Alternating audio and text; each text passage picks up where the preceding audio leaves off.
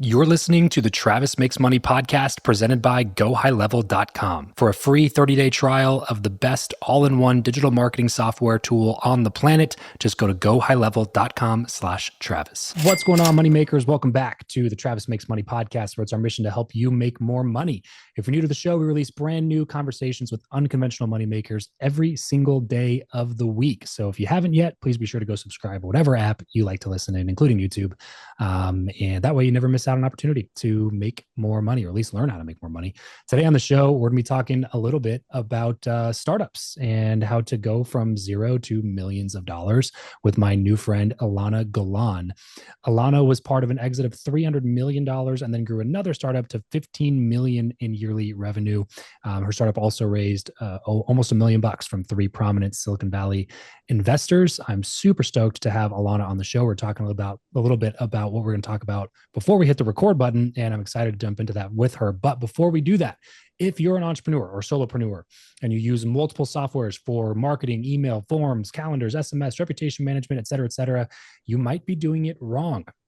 You owe it to yourself to check out High Level's all-in-one platform for marketing and automation so that you can get back to focusing on what you know how to do best. They created an amazing tool that's somehow as simple as it is capable. So join over 3 million other businesses and go to gohighlevel.com/Travis for a free 30-day trial. Gohighlevel.com/Travis to see what High Level can do for you and your business.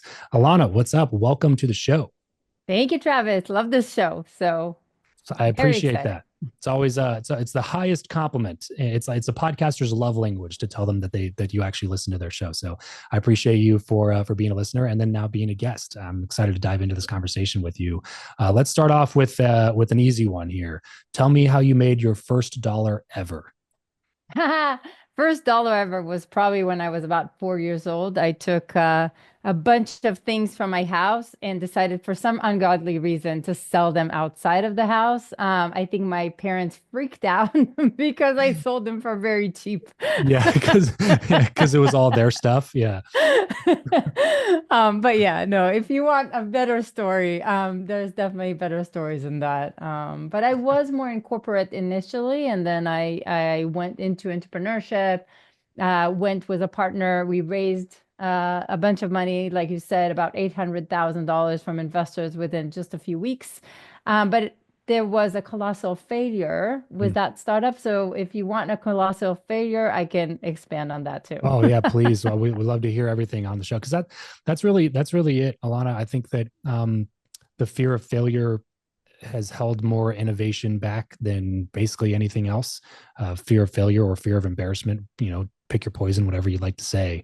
But it holds people back, and it clearly did not hold you back because usually when people take a big swing and then get smacked for it, they don't take another swing. Right. They're too shy to step back up to the plate, and that's clearly not what you did. So I'm curious to hear exactly what that journey was for you. So tell me first of all, what that failure meant to you, what you learned from that, and then what was the immediate next thing that you did after that? Yeah, no, it's a great question. And I think the failures can be really, really hard. So if somebody out there, if you're listening and you're going through like a really tough time, first of all, I understand. And it's usually the darkest moment before the light, right? But it's like, for me, my co-founder, right when the money hit the bank, it was, I let go of a very successful company that I was part of. I was the US founder for a beautiful company that was making $15 million yearly revenue. And I left that in order to go full swing into our startup. And right when the money hit the bank, my co-founder took the money, threw me out of the business, and I was left with nothing. Oh So my suddenly, goodness. within like literally 24 hours, Travis, I found myself with no job, no salary, no startup, no investment. And one of the things that I say is my ego just went like smack down the drain. Like, I think that's the biggest thing because first of all, I was the person that my identity was always attached to my title, right? Yeah, And like yeah. the company that I was with, and suddenly I was a nobody, And right? how, And how I how old were think you at this time? it wasn't that long ago. It was like I don't know, like I want to say 10 years ago. Okay. But maybe a little more. But So you you know, were it with that other company for some time then. I before was you in quit? Intel and then in multiple startups. Okay. But then I was in that company and it was just it was one of the hardest times in my life. Yeah.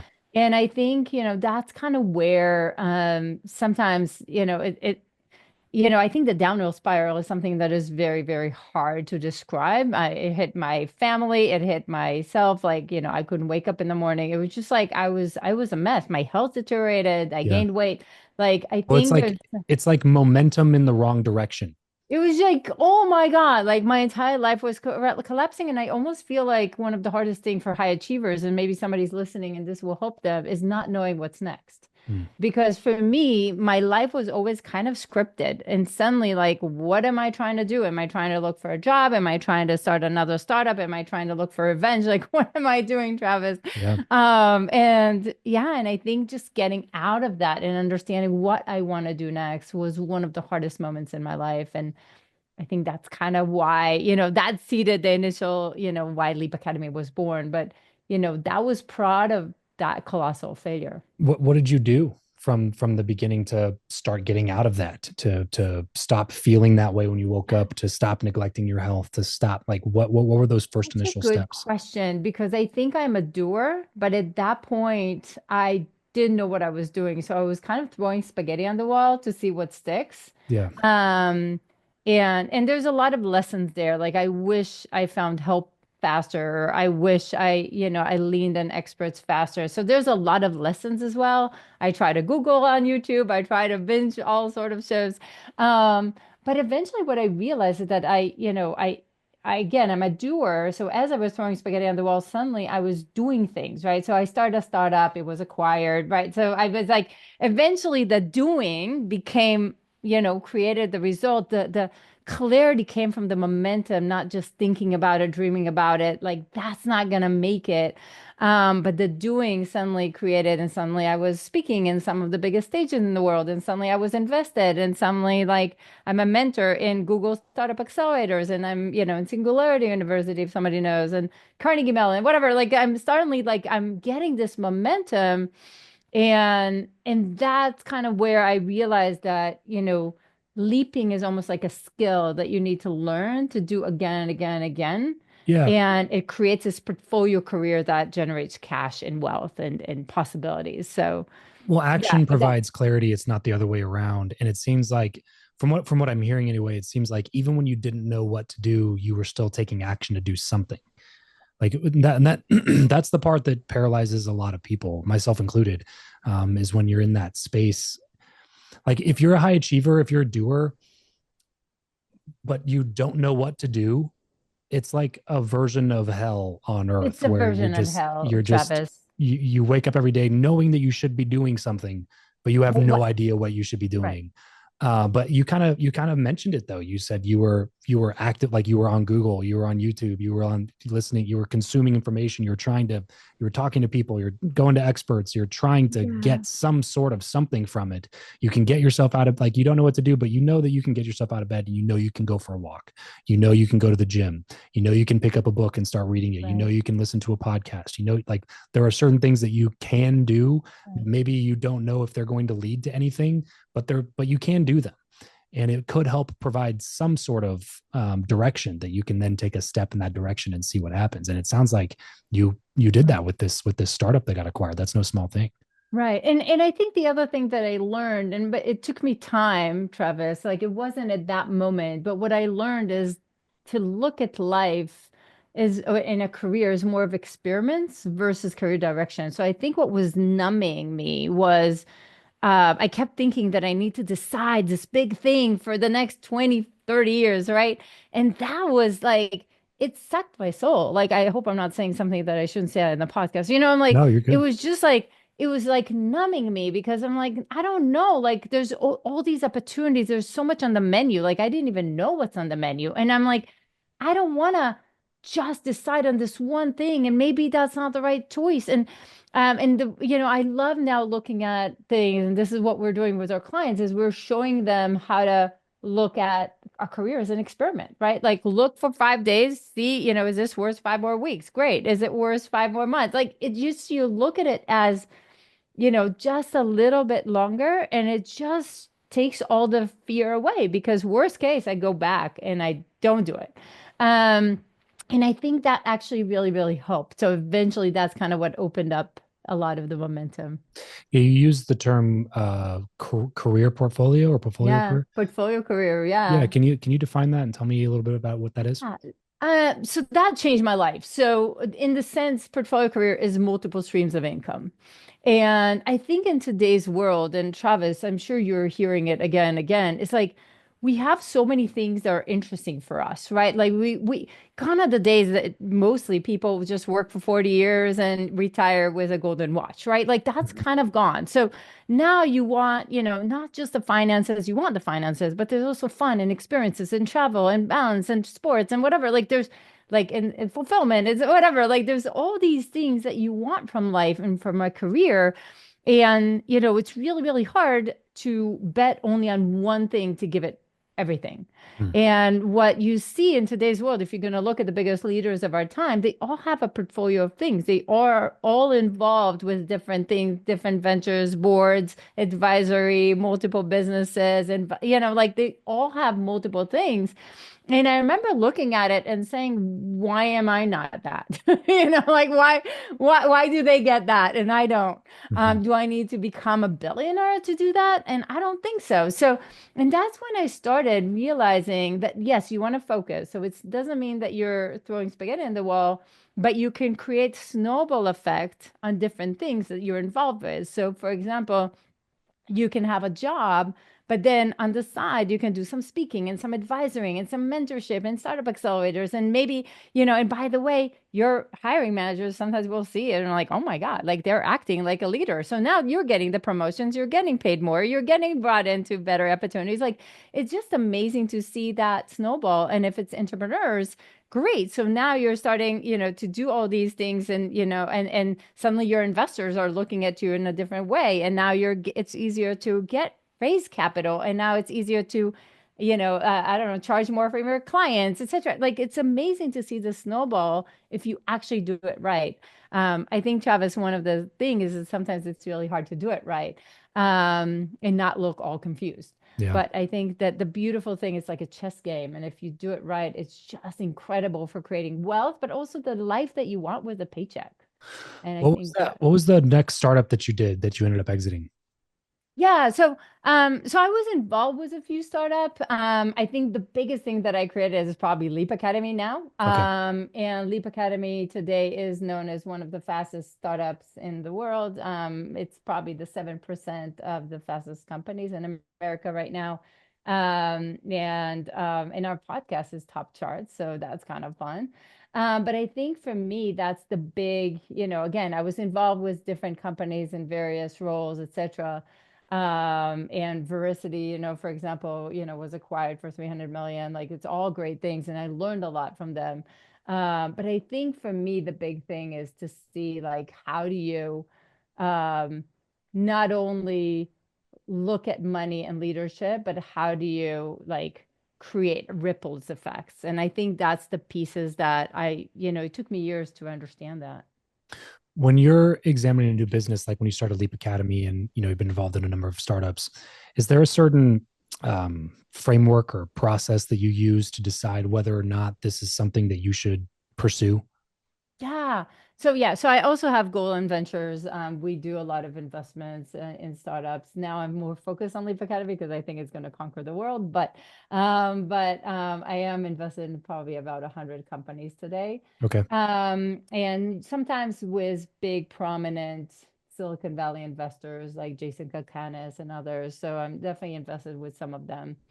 Mainly because I don't have time to do due diligence and they're already taking care of it. Yeah. But some of the things that I look at, first of all, is the founders themselves, right? And I will always bet on hunger, because I think some people come from almost a little bit like ego, and I got this. And I think this is where I was, if I'm being really honest, Travis. Like at that point, I was this VP, I know everything, I don't need any help. I can just start a company and it will just go, awesome. And that's not true. Yeah. So I think you want to see somebody that went through a little bit of, hell and back to some extent, right? Like they went through what we call the death zone, right? The near death experience. And Yeah. many companies, that's what when they die. So we want to see people that have gone through this Yeah. as much as possible, and at least know what's going to happen when they did go through some hard things. Yeah. So you're not just looking for the past successes of the founder. You're also looking at the past failures of the founder. Mainly. Yeah. Actually, mainly. Again, if somebody is a serial founder, let me tell you, they're probably gonna get they're gonna get cash. But I don't believe there's a successful founder without some really big failures. Yeah. That's a really interesting insight because like I said earlier, alluded to earlier, when you get when you take a big swing and you end up striking out, it can feel really, really uncomfortable to try to step up to the plate again. Oh yeah. Because, like, yeah, there's a major shift in identity that happens. You go from, viewing yourself as a winner to all of a sudden viewing yourself as a loser, or Right. you thought it was going to be a certain way, it ended up being that way, and then it challenges your belief systems, and you go like, well, I have this new idea, and I think this is going to go really well, but I also thought that for the last thing that I did, and that didn't go Right. very well. So how do I like come up with that delusional optimism again in this new setting where I don't feel comfortable holding that position like I did before? Right. Well, there's a belief system and also embarrassment. Let's be real. Like, I Yeah. think, a lot of us do care what other people think. Maybe it's easier to have such a thick skin that you don't, but if you do, that makes it hard, right? Because but the thing that also I realized, speaking of money beliefs and other things, I think that I didn't realize the cost of inaction, of not taking action. And I Mhm. think this is something that now I'm relentless about, but I don't think that that was clear to me. Like, the biggest cost is always the money we're not making. And, that's where you need to be relentless about how do I fast track in, the best, the most, incredible way that I can. Um, but I think once you do, people will treat you the way you're perceived to be treated. And that's kind of where the personal brand is important. And that's where the portfolio career creates those ripples, and people will pay you what you believe you're worth. Right. So if you can actually tie these all together, it's pretty incredible. So talk to me about Leap Academy. How did you go from 0 to 1 with Leap Academy? Like, what was the first things that you did? Yeah, so Leap Academy started from pain. If Travis, like from deep pain. Yeah. And the truth is, all I wanted to do is see if anybody else is crazy enough to lose their clarity and not know what's next. So I went actually to a keynote, that I was giving, and I was like, you know what? I'm gonna experiment with this. I'm gonna change my keynote, and I'm gonna talk about your ability to grow, and I'm going to see if anybody, and I'm going to invite people to reach out. And if they reach out, I'll start, like a little coaching thing. And it was supposed to be really small, Travis. Like, it wasn't like a big audacious goal. It was like, can I make $20,000? Right? It wasn't anything, like, it wasn't venture backed. It was just something fun. And within a year, we made $1 million. And I'm Wow. like, okay, this is legit. There's something here. We went to 8 figure within a couple more years. Like, it was just taking off so fast that it was just pretty mind blowing. And it was so clear that I'm not the only crazy one that wasn't sure what's next, that wanted more for a career, to just didn't know how. And again, I think we're also the only ones to teach portfolio careers. And this whole concept is really growing. So. Yeah. So tell me exactly who you work with for anybody listening that might fit within that box. Who do you work with? What do you help them do? Yeah, so it's usually, I would say, 35 to 40, all the way to 65. So our niche is usually the 50, 60, 40, 50, 60 year olds, people kind of mid to late stage career. They're already done quite a bit in their life, but they want to achieve a lot more. And we basically take them through like a whole process of what it is and how do you build your brand around it and how do you start creating this portfolio to. And again, for some people, they just want to land a job and then start multiple things, advisory, board seats, etc. And some people, they want to start something and then start creating this portfolio. So again, it really depends on how they are financially. Can they take the risk? I don't necessarily believe in burning the boats. I believe in creating safety nets and then leaping on top of those. So we just take them by the hand, and again, they need to be driven. It's not a get rich quick type thing. I do believe we're disrupting professional education and becoming the future of work. So, And so this yeah. is essentially like a big group coaching program community. You can think about it. Yeah, it's kind of a combination. The way I see it is I believe every single person will need a coach by their side, and an entity that will take them faster and higher in today's world of work that is changing so fast that it's impossible to keep up. So I think we don't have this next level of education, professional education today. And I believe Leap Academy will be it. Yeah. So I need to prove that. This is something that has been a popular way to make money online over the last decade or so. But I also see a lot of like the coaching space getting squeezed at the moment for multiple reasons, economy, sure, but also online traffic, customer acquisition, things like that are getting more difficult. How have you traditionally acquired customers for this business, and what are you guys working on today? So it's a great question. I mean, I think like anything, it will definitely have its up and downs. And, during COVID, everybody was like trapped at home and trying to figure, like slamming money at these things. And I think to some extent, competition is a good thing, because, that's gonna take away all the entities that are kind of wannabes, but are not able to grow. Um, but I think for me, there's also an element that I do believe corporations want to help their people thrive Mm. and not just be just this one thing and that's all I do. And I think the more they're going to create a more holistic experience also for their employees, people will be happier, more motivated, they will do more, they will be more productive, they will not be looking outside, etc. So and again, I know right now people are not looking outside because everybody's in massive fear, but that's not what you want either. So I think if you can actually create an environment within corporates to help their people grow, um, I do believe that's incredible for leadership overall and just performance. So So that's essentially your lead gen strategy is going to corporations yeah, and part of it getting. is corporation. We already have like a mega corporations that have been working with that throughout time. Got it. So and some of it is individuals. So Great. yeah. Awesome. Alana, this has been awesome. Thank you so much for taking the time. Let's move into the last segment here, something I like to call the random round, just quick random questions, quick random answers. You ready? What profession other than your own do you think that it would have been fun to master? Ooh, hiker, travel, like travel agent or whatever, travel guide, I guess. Yeah. If you could sit on a park bench with someone, past or present, and chat for an hour, who would it be? Probably Obama. How do you like to consume information best? Books, blogs, audiobooks, podcasts, YouTube? Audiobooks all the way. Yeah. What's a good money making And audiobook you'd podcast. recommend? Yes. What A good a good money audiobook you'd recommend? mm, Think and Go Rich. I don't know. Yeah. What is something that you are not very good at? Ooh, fast answers like this. Being quick and brief. Yeah. That's a good answer. I think we're just going to keep to that one. As we get everything wrapped up here, Alana, where can people go to get more from you? Leapacademy.com or portfoliocareer.com. We're all over. Leapacademy.com. Go check out some of the stuff that Alana is putting out over there. Alana, thank you so much for coming on the show. I appreciate you taking the time. You're Everybody amazing. else listening, remember money only solves your money problems, but it is a little bit easier to solve the rest of your problems if you got some money in the bank. So let's solve that problem first here on the Travis Makes Money podcast. Thanks for tuning in. We'll catch you guys next time. Peace out.